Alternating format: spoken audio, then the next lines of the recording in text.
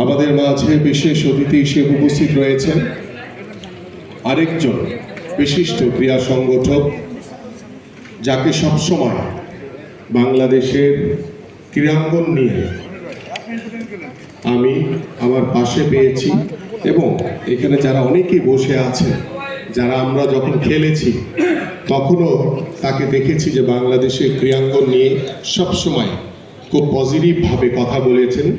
বাংলাদেশের ক্রীড়াঙ্গনকে কিভাবে আমরা সারা বাংলাদেশে ছড়িয়ে দিতে পারি। আমাদের সেই প্রিয় ভাই, প্রিয় নেতা, বিএনপির মাননীয় চেয়ারপারসনের উপদেষ্টা মণ্ডলীর অন্যতম সদস্য বীর মুক্তিযোদ্ধা আব্দুস সালাম। আমাদের মাঝে উপস্থিত আরেকজন বিশিষ্ট ক্রীড়া সংগঠক, যিনি সবসময় বিশেষ করে ইংলিশ প্রিমিয়ার লিগ বা বিভিন্ন বিদেশি লিগের কথা অনেক সময় আমাকে জিজ্ঞেস করতেন, বাট আমি কিন্তু খেলা দেখতাম না, কিন্তু তিনি সবসময় আপডেট থাকতেন, আমাকে প্রায় বলতেন। আমাদের সেই প্রিয় ভাই, আমাদের বাংলাদেশ জাতীয়তাবাদী দল বিএনপির যুগ্ম মহাসচিব জনাব খায়রুল কবির খোকন। আমাদের মাঝে উপস্থিত আমাদের বাংলাদেশের ক্রিকেটের অহংকার, যাকে বাংলাদেশের মানুষ একজন স্বনামধন্য ক্রিকেটার হিসেবে সকলের কাছে পরিচিত, আন্তর্জাতিকভাবে পরিচিত, আমাদের সেই প্রিয় ভাই, বাংলাদেশ ক্রিকেট দলের অন্যতম একজন সদস্য, অধিনায়ক জনাব তামিম ইকবাল। আমাদের মাঝে উপস্থিত আমাদের আরেকজন বরেণ্য ফুটবলার, যাকে ছোটবেলায় যার খেলা দেখে আমরা ফুটবলে আকৃষ্ট হয়েছিলাম। আমি নিজেই ছোটবেলায় তাকে বাংলার ম্যারাডোনা হিসেবে বলতাম সবসময়, যে বাংলাদেশের ম্যারাডোনা, যে আমাদের এরকম যদি 11 জন খেলোয়াড় থাকতো তাহলে বাংলাদেশ বিশ্বকাপ খেলতো।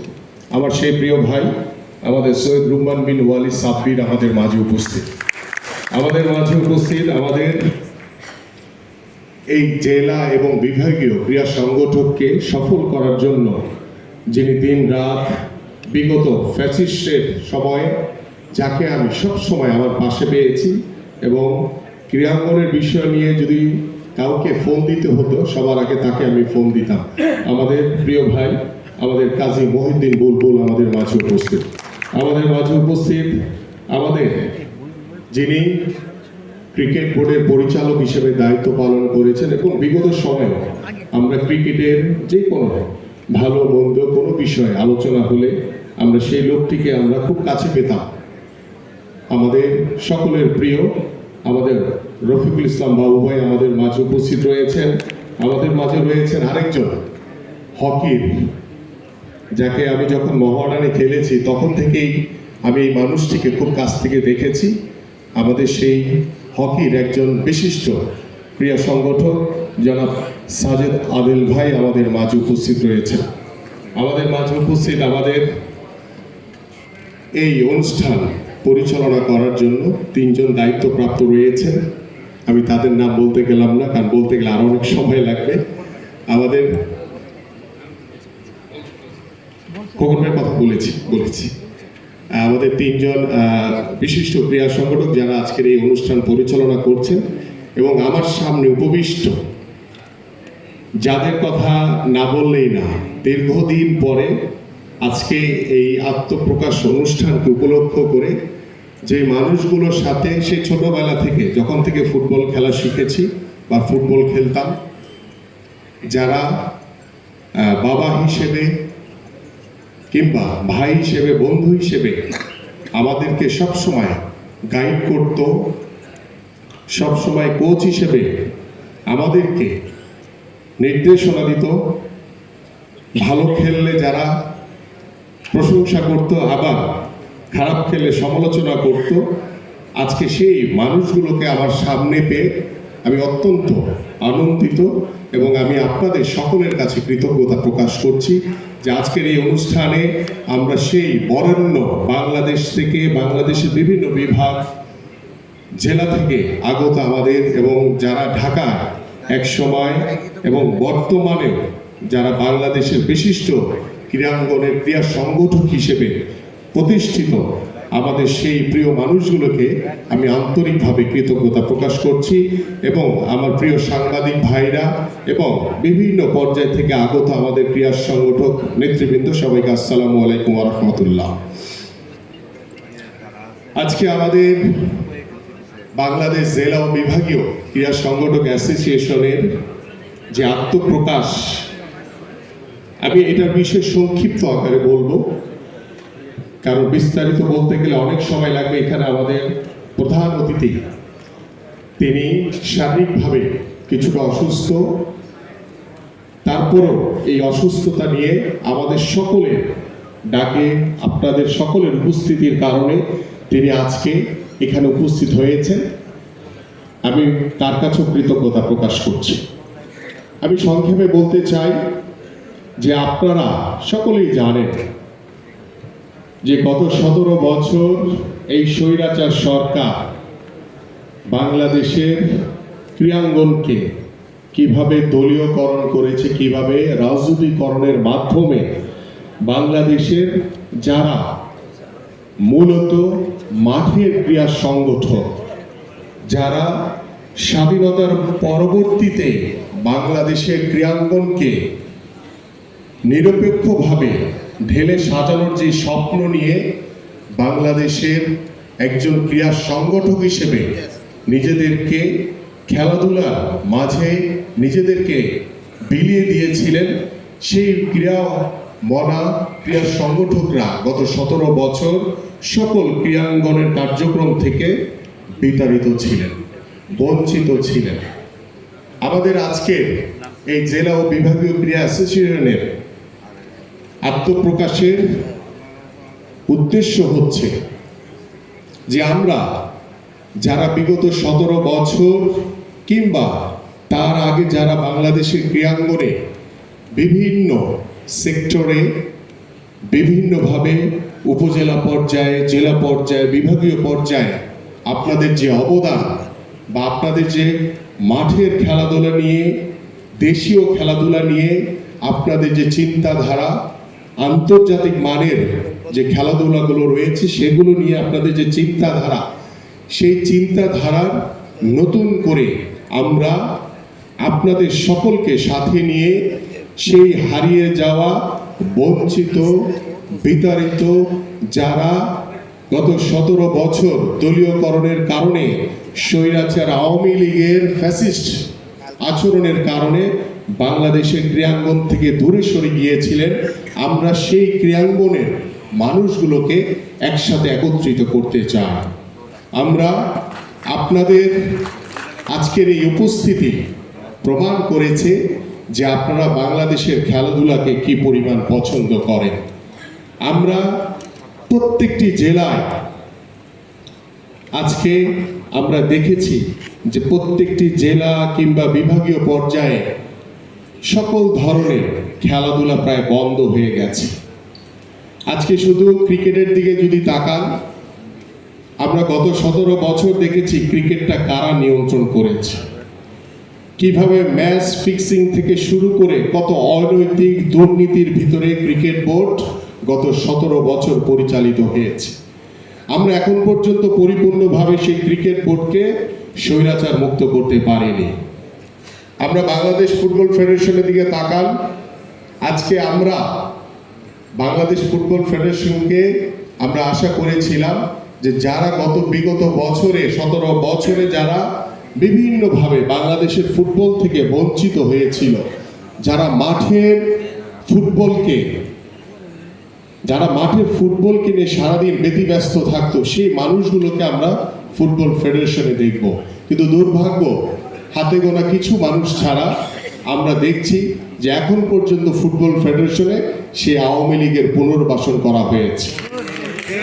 আজকে আমরা যদি হকির দিকে তাকান, সেই হকির দিকে যদি তাকান, সেখানেও আমরা সেই আওয়ামী লীগের প্রেতাত্মারা বা আওয়ামী লীগের যে স্বৈরাচারী ক্রীড়াঙ্গনে যারা ডমিনেট করার চেষ্টা করেছিল, সেই মানুষগুলো কিন্তু হকিতেও এখনো বহাল তবিয়তে বসে আছে।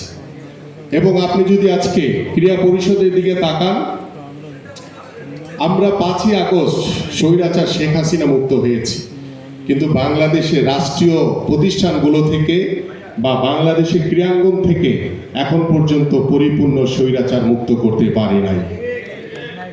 আজকে দেখেন ক্রীড়া পরিষদ দিকে, সেখানেও সেই আওয়ামী লীগের যারা বিভিন্ন সময় ক্রীড়াঙ্গনকে ডমিনেট করেছে একনায়কভাবে স্বৈরাচারী কায়দায়, তারা এখন পর্যন্ত বহাল তবিয়তে বসে আছে।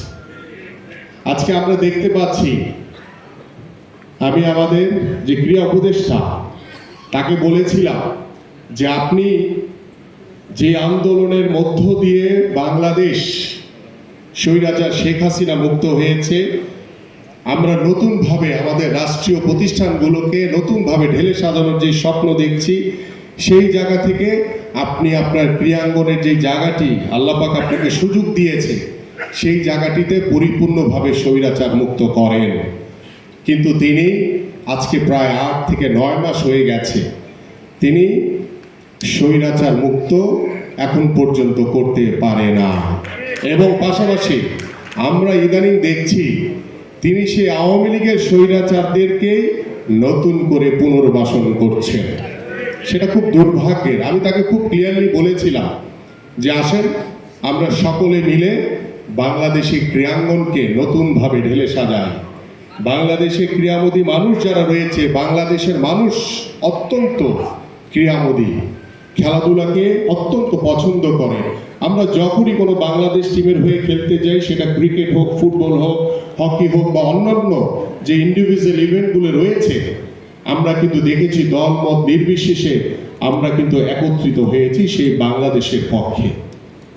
একজন বাংলাদেশি হিসেবে আমাদের দায়িত্ব হচ্ছে প্রত্যেকটি রাষ্ট্রীয় প্রতিষ্ঠানের পাশাপাশি খেলাধুলাকে সর্বোচ্চ গুরুত্ব দেওয়া।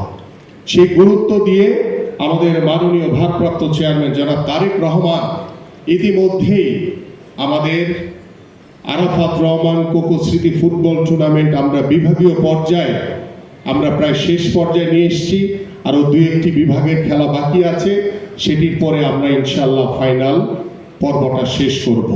আমাদের জিয়া ক্রিকেট টুর্নামেন্ট 2025 আমরা বিভাগীয় পর্যায়ে ইতিমধ্যে এবং ঢাকাতে ফাইনাল পর্যায়ে আপনারা সকলে দেখেছেন, শেরেবাংলা জাতীয় স্টেডিয়ামে, ক্রিকেট স্টেডিয়ামে আমরা সুন্দরভাবে ফাইনালটি শেষ করেছি।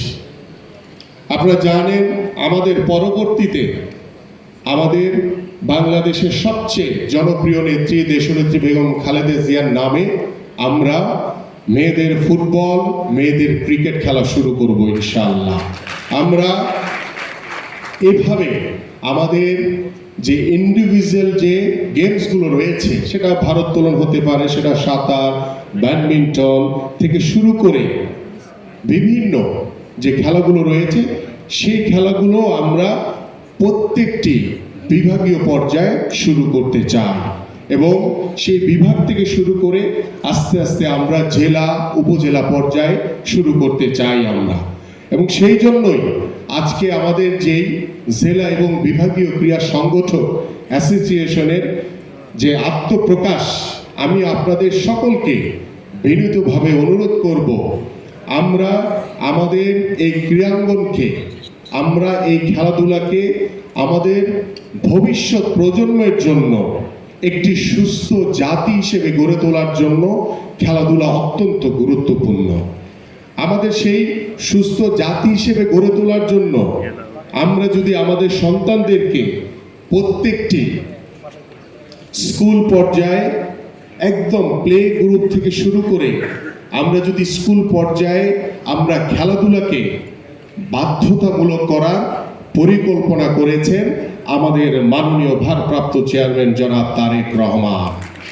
তিনি বলেছেন যে আমরা প্রত্যেকটি শিক্ষা প্রতিষ্ঠানে অলিম্পিকে যেই ধরনের খেলাগুলো নিয়ে আমরা অংশগ্রহণ করি, আমাদের যে ইন্ডিভিজুয়াল যে গেমসগুলো রয়েছে, দলীয় যে গেমসগুলো রয়েছে, সেখান থেকে আমরা সিলেক্ট করে আমরা 8টা থেকে 10টা গেমসকে প্রাধান্য দিয়ে আমরা প্রত্যেকটি শিক্ষা প্রতিষ্ঠানে খেলাধুলাকে বাধ্যতামূলক করা হবে। এবং সেখানে আমরা ছোটবেলায় দেখেছি যে একজন যে ক্রীড়া শিক্ষক থাকতো, তিনি ফুটবল খেলাতেন, তিনি ক্রিকেট খেলাতেন, তিনি কাবাডি থেকে শুরু করে সব ধরনের খেলাই খেলাতেন। তিনি বেসিক্যালি একজন শিক্ষক। কিন্তু আমরা এই স্কুলগুলোতে প্রত্যেকটি ইভেন্টের জন্য, আমরা যেমন আমাদের ন্যাশনাল ফুটবল টিমের জন্য একজন প্রশিক্ষিত একজন কোচ দরকার, ক্রিকেটের জন্য একজন কোচ দরকার, ঠিক একই রকম ভাবে আমরা প্রত্যেকটি শিক্ষা প্রতিষ্ঠানে আমরা এরকম প্রশিক্ষিত কোচকে নিয়োগ দেওয়া হবে এবং নতুন করে বাংলাদেশের ক্রীড়াঙ্গনের মাধ্যমে প্রত্যেকটি শিক্ষা প্রতিষ্ঠানে আমরা কোচ নিয়োগের মাধ্যমে নতুন করে কর্মসংস্থানের ব্যবস্থা করা হবে। যদি আল্লাহ পাক আমাদেরকে সুযোগ দেয়, এদেশের জনগণের ভোটে আমরা যদি নির্বাচিত হতে পারি, ইনশাআল্লাহ বিএনপির ভারপ্রাপ্ত চেয়ারম্যান জনাব তারেক